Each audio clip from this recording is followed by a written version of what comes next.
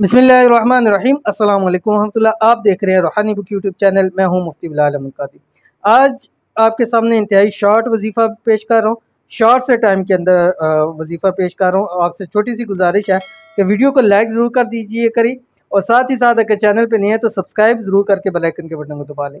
सूरतुल कौसर, एक दिन का वजीफ़ा, जो मांगोगे अमल ख़त्म होने से पहले अता हो जाएगा।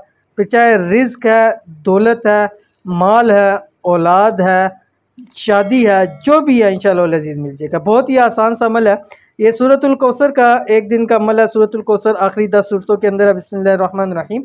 इन्ना अअतैनाकल कौसर फसल्लि लिरब्बिका वन्हर इन्न शानियका हुवल अबतर।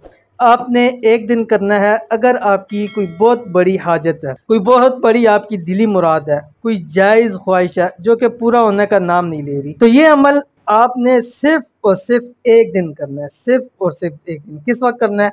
वक्त देख लीजिए। आपने ये अमल बाद अज़ नमाज मगरब से लेके इशा की नमाज से इशा का टाइम दाखिल होने के दरमियान के अंदर करना है, ठीक है।